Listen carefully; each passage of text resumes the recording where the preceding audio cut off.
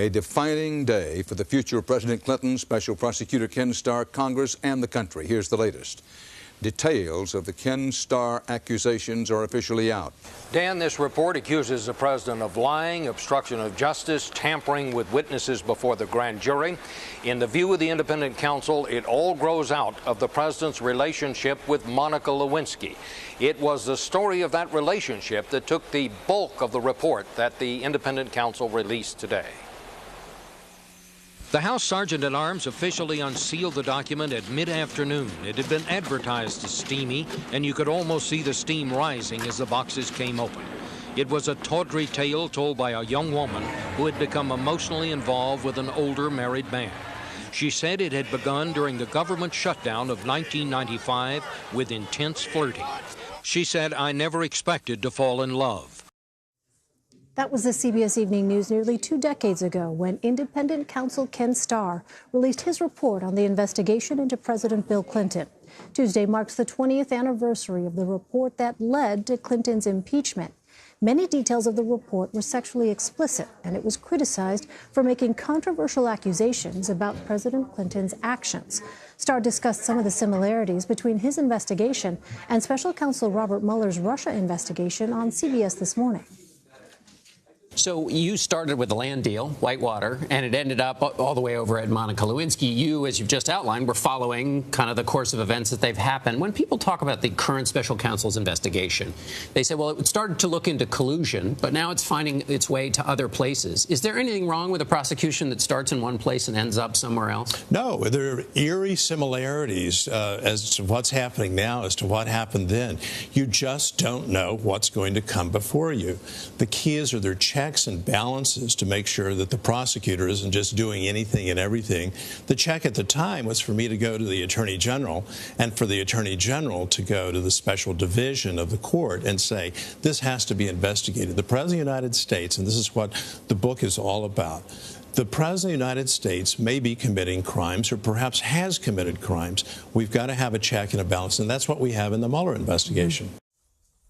Joining me now via Skype is Leon Neyfakh. He's a reporter at Slate and the host of the Slow Burn podcast. Leon, thanks for joining us. A lot of people are trying to draw lines between, or a lot of people, I should say, are trying to compare Ken Starr's investigation of the Clintons and Robert Mueller's investigation. Do you see any parallels? Sure. I mean, I think there's a basic parallel in that you have an investigation that's very focused on one thing that can then go into any number of directions. As we've seen, obviously, Mueller sort of handed off the Michael Cohen part of the investigation to a different body. But when that was happening, that certainly occurred to me. Is like, well, what are the boundaries of what Mueller can do, and what is the example of Ken Starr? Tell us about that. Well, the first season of Slow Burn was an in-depth look at the Watergate investigation of the Nixon administration. President Nixon made several attempts to quash that probe. Are there lessons from Watergate that President Trump's lawyers may be drawing upon as they try to protect the president? Well, I guess the first thing I learned when I starting to study Watergate was that for the first 6 or so months, the administration did a great job of getting people to not care about what was happening or about what had happened.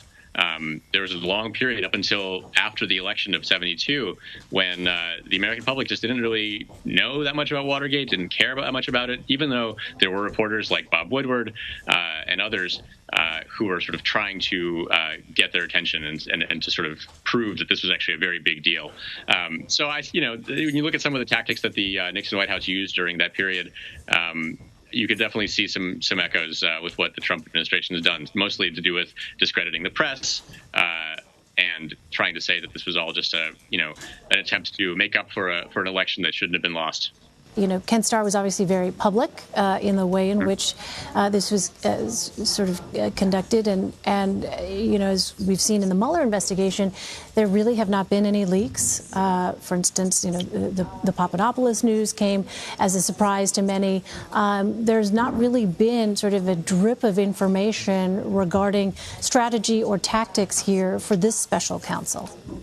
Yeah, that's a great point. And I think, I think that Starr would probably dispute some of the kind of accusations that he and his office weathered at the time about leaking. However, yes, you're absolutely right that there was a lot of information coming out of the grand jury room and ending up in the press, and that's obviously not happening now.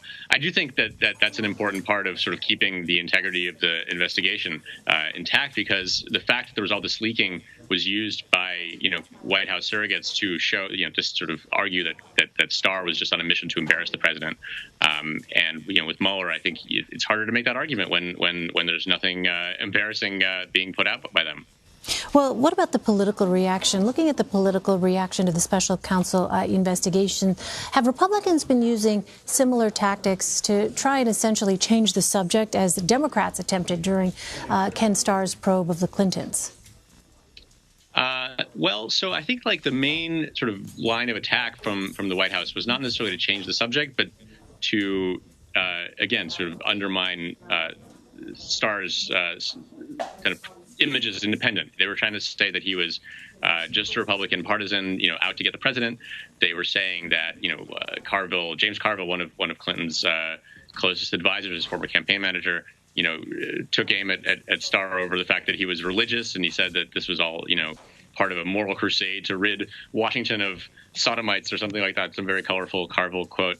So I think you're not, you're seeing something similar with Mueller. I think these accusations of bias, a witch hunt, of 13 angry Democrats, certainly from the same playbook. Well, 20 years after the Ken Starr report, the media has also received a great deal of criticism for depictions of Monica Lewinsky and her relationship with President Clinton. How do you think the Me Too movement has changed how we now view that period of time, and specifically the way in which we talk about Monica Lewinsky today? Yeah, so I think that Monica Lewinsky's sort of image in the press was largely not of her doing, right? This was something that was sort of imposed on her. And she was made fun of and ridiculed for being, overweight, or being promiscuous, or being, ditzy. She was sort of portrayed as like a Beverly Hills Valley girl sometimes. And I think now to see some of that coverage, not just Monica Lewinsky, the same thing can be true. Same can be said of, coverage of Paula Jones and other women who were in the news around Clinton during the 90s. And it's just astonishing to see kind of how people talked about them and, put aside whether they were believed or not. Just like the sort of willingness to treat them as punchlines, I think, is something you would not see today. Even with someone like Stormy Daniels, I think her reception, at least in some circles, has been quite respectful, which I think would not have been the case 20 years ago. Yeah, I mean, I think one of the things that certainly is different is there's a deeper understanding, a more fulsome understanding of a power dynamic and what that imbalance can do, and the way in which we talk about these kinds of events. Certainly, we look at them in a very different way now. All right, well, Leon Neyfakh, thank you so much for joining us. Really appreciate it. Thanks for having me. I appreciate it. That does